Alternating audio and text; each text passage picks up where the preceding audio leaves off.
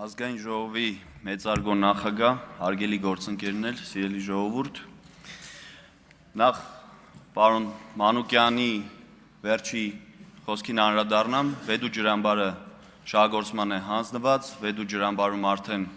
առնվազն 12 միլիոն խորանարդ մետր ջուր կա, իսկ եթե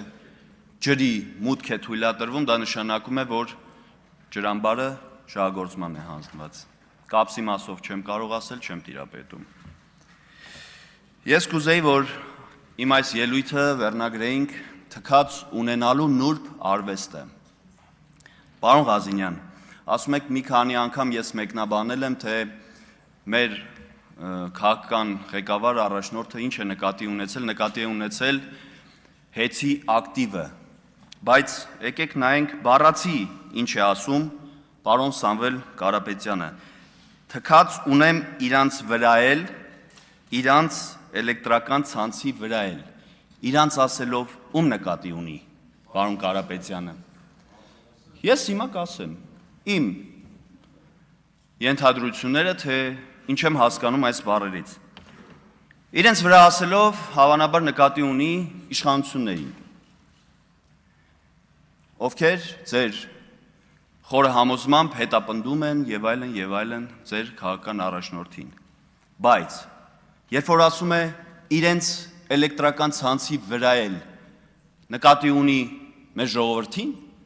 ում պատկանում է այդ էլեկտրական ցանցերը, Հայաստանի Հանրապետությանը, հա? Այսինքն ում վրա թքած ունի, մի հատ սա խնդրում եմ կմեկնաբանեք, անպայման կմեկնաբանեք ու այս թքած ունենալու մոտեցումը ձեր մոտ մի անգամ չի արտահայտվել ու բառերով չի արտահայտվել ու մշտապես ես իմ հետ կապված իմ առնչություն ունեցած դեպքերով կարող եմ ասել, թե քանի անգամ եք ու ինչի վրա եք թքած ունեցել առհասարակ։ Դուք երբ որ զբաղեցնում եք բարձր պաշտոն էլեկտրական ցանցերով իրացման գծով տնօրենի տեղակալ։ Երբ որ Վեդի համայնքը նոր էր խոշորացել եւ ես նշանակվել էի Վեդի համայնքի պարտականություններ կատարող, համայնքապետի պարտականություններ կատարող, այն ժամանակ դեռ ավականին ձևավորված չէր, բյուջե չունեինք 22 թվականի հունվար։ Եվ մենք, ինչպես գիտեք, բյուջեն ծախսում ենք ըստ համամասնության։ Ծախսում ենք 21 թվականի հունվարին, ինչքան ենք ծախսել օրինակ էլեկտրաէներգիայի վճարի համար, դրանից ավել, եթե նույնիսկ գումար ունենայինք բյուջեում, իրավունք չունեինք մենք դրանից ավել վճարում կատարել էլեկտրոցանցին։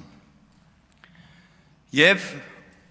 համայնքը, 56,000 բնակիչ ունեցող համայնքը կանգնել էր խնդրի առջև։ Մենք գրավոր դիմեցինք ձեզ, ես անձամբ գրավոր դիմել եմ ձեզ, խնդրելով, որպեսզի ըմբռնումով մոտենաք, մտնեք մեր դրության մեջ, քանի որ մենք չունենք գումար, եւ խոստանում էինք, որ անպայման մարտի 27-ի նշանակված ընտրություններից հետո, երբ որ ավականին կձևավորվի, բյուջեն կկազմենք, մենք անպայման այդ պարտքերը, ինչ որ պոչ մնում է, անպայման կվճարենք։ Բայց ձեր կողմից բանավոր ուղիղ հրահանգ էր եկել Արարատի տեղամասի պետին, որ հոսանքած զրկեք համայնքը։ Մենք ինչ պետք է անեինք։ Ես ստիպված դիմում եմ կառավարությանը, տարածքային նախարարության համայնքը ամբողջ 56,000, Վեդի քաղաք 18 բնակավայր, 18 լսեք էլի, ես հենց ոչ մի բան չեմ խոսում։ Ցերեկային գիշերային լուսավորություն, մանկապարտեզներ, հա, հո չեմ ասում բնակիչներին, անհատ բաժանորդներին, ժողովուրդ ջան, ասում եմ համայնքապետանի մասին է խոսքը, համայնքի Եթե ասում եմ 56,000 բնակչի, չեմ ասում, որ անհատ բաժանորդների, ասում եմ վարչական շենքեր, մանկապարտեզներ, մշակույթի տներ, արվեստի դպրոց, երաժշտական դպրոց, սպորտ դպրոց, հիմա թվարկեմ ենթակա հիմնարկների անունները։ Հարգելիներս,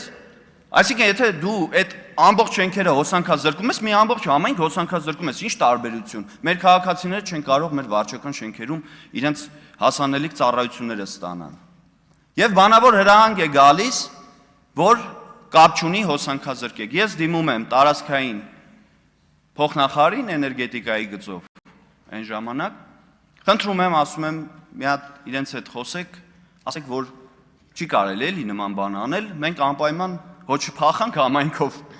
կտանք այդ փողը։ Ու միայն դրանից հետո համայնքը չի հոսանքազրկվում։ Պարոն Ղազինյան, սա եւս մեկ դրվագ թքած ունենալու ցցուն օրինակ ձեր կողմից, ոչ թե միայն ձեր ղեկավարի կողմից։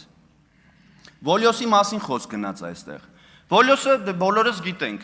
մոնոպոլ դիրք զբաղեցնող այս ոլորտում նախագծեր էր անում։ Վոլյոսը դիմում է Վեդու համայնքապետարան, որ մենք հետագից նախագիծ հաստատենք, այնուհետև տանք շինթույլտվություն եւ հոսանքի գիծ անցկացնի կառույցի։ Մենք չենք տալիս, մերժում ենք։ Մերժման պատճառը, որովհետեւ հողի նպատակային նշանակությունը չի փոխվել, որի վրա ուզում են եռաֆաց հոսանք անցկացնել, արոտավայրի վրա ուզում են հոսանք անցկացնել, որպեսզի այնտեղ կառուցվի սառնարանային տնտեսություն։ Բայց ընթացակարգը հետևյալն է. սեփականատերը պետք է դիմի համայնքին, ավականու նիստով նպատակային նշանակությունը փոխվի գյուղարտադրական, որպեսզի ստանա շինթույլտվություն վրան սառնարանային տնտեսություն կառուցելու, նոր միայն այդ շինթույլտվության արկայության դեպքում կարող է ստանալ հետագից նախագծի թույլտվություն եւ կառուցել այդ եռաֆազ հոսանքի գիծը։ Վոլյոսը արհամարելով համայնքի ղեկավարի մերժումը անօրինական անցկացնում է այդ գիծը, կառուցում է այդ գիծը։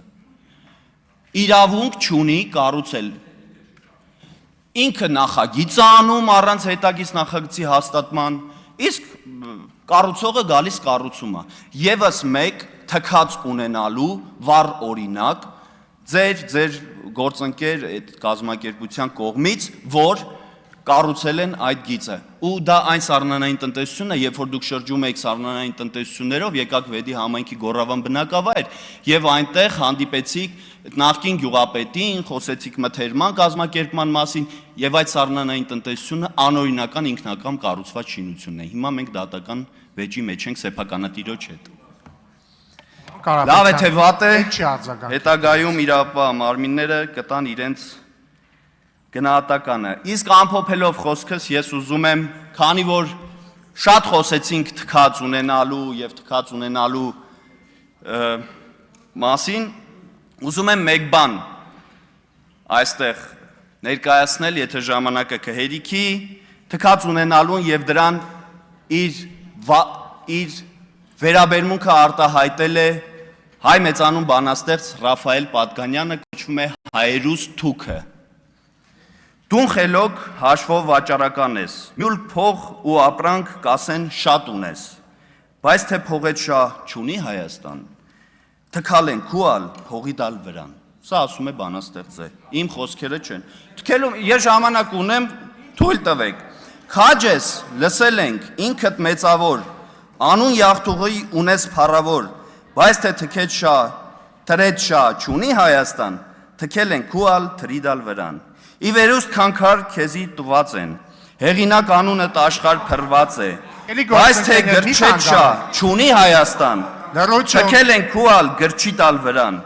Հեռատես մտքով դուն զարդարեցար, հզոր իշխանի սիրելին դարձար, բայց թե մտքետ շահ չունի Հայաստան, թքել են քուալ մտքի տալ վրան։ Բանուկ ու ճարտար դուն ունիս ձեռքեր, շատ կյորինես թանկագին բաներ, բայց թե ձեռքետ շահ չունի Հայաստան, թքել են քուալ ձեռքի տալ վրան։ Երկինք շնորեցին քեզ լեզու ճարտար, քարոշ չի ստացար հրճակ ու հանճար, բայց թե լեզվետ շահ չունի Հայաստան, թքել են քուալ լեզվի տալ վրան։ Մեծ ուսում առիր, եղար գիտնական, գովքովդ լցված է մարդոց բերան, թե ուսումետ շահ չունի Հայաստան, թքել են քուալ ուսմանը տալ վրան։ Կուտամ քեզ պատիվ, կունենաս դու յարկ, ու կդնեմ քեզ ազնիվ մարդոց կարգ, երբ օրորոցեդ մինչև գերեզման, միակ ձգտումքդ լինի Հայաստան։ Գրված է 1878 թվականին, ինչը այսօր ավելի քան ակտուալ է, իսկ հետևությունները թողնում եմ ձեզ։ Շնորհակալություն։